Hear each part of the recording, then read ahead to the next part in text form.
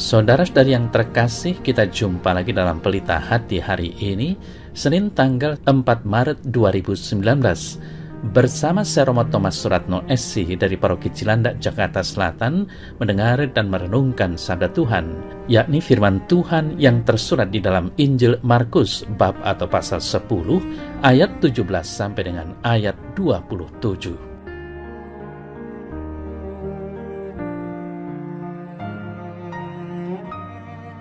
Pada suatu hari, Yesus berangkat meneruskan perjalanannya. Maka datanglah seorang berlari-lari mendapatkan dia, dan sambil berlutut di hadapannya, ia bertanya, "Guru yang baik, apa yang harus kuperbuat untuk memperoleh hidup yang kekal?"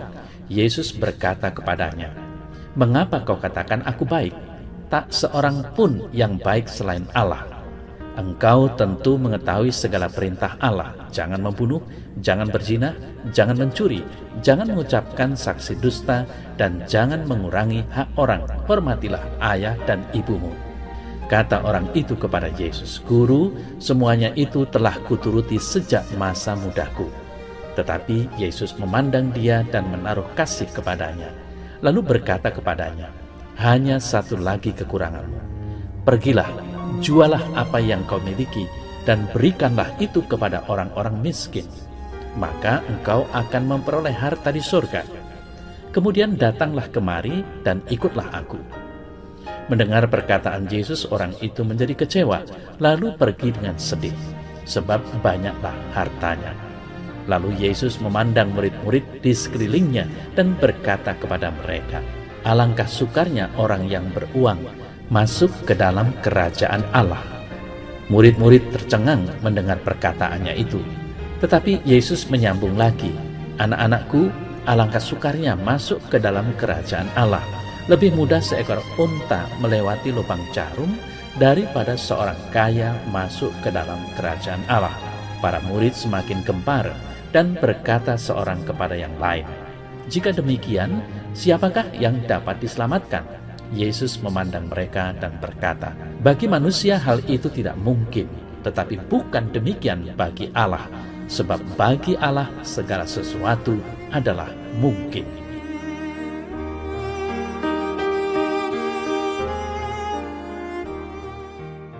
Saudara-saudari yang terkasih, dalam pewartaan Injil hari ini, Tuhan Yesus mengajar kita bagaimana memiliki komitmen untuk meninggalkan segala-galanya supaya layak menjadi salah seorang pengikutnya.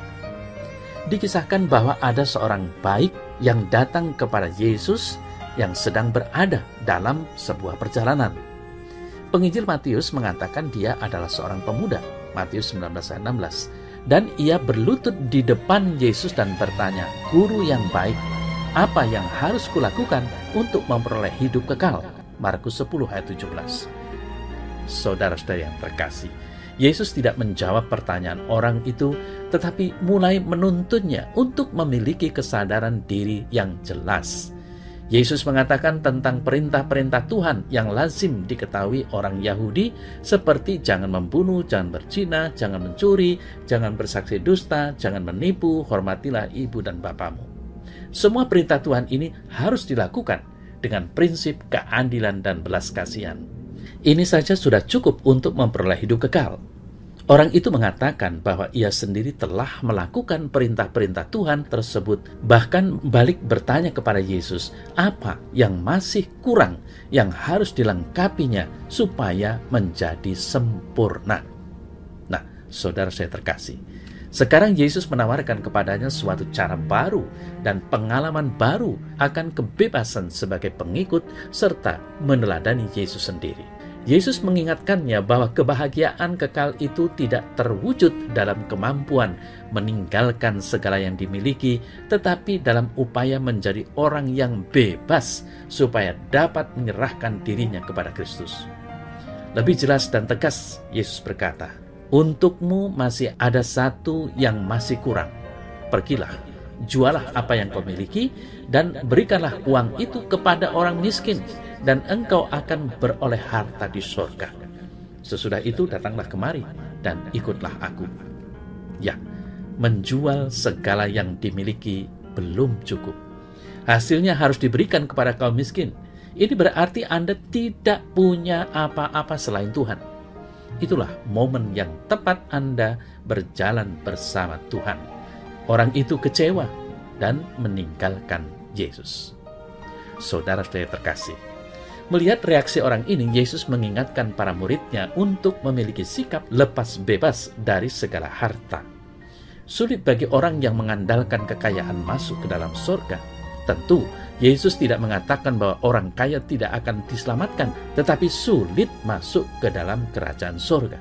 Kekayaan itu tidak pernah dipermasalahkan. Kalau toh dipermasalahkan, karena kekayaan itu menjadi penghalang untuk bertemu dengan Tuhan dan tidak dibagikan kepada kaum miskin.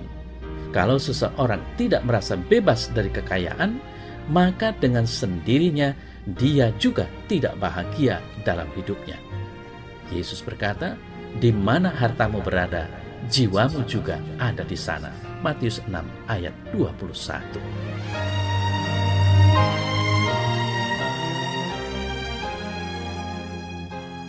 Ya Tuhan Allah, bantulah aku untuk dapat bermetanoia dan bisa membangun komitmen yang teguh untuk menjadi murid-Mu yang sejati, lepas bebas dan hanya mengikatkan diri pada diri-Mu saja dalam kehidupan ini. Amin.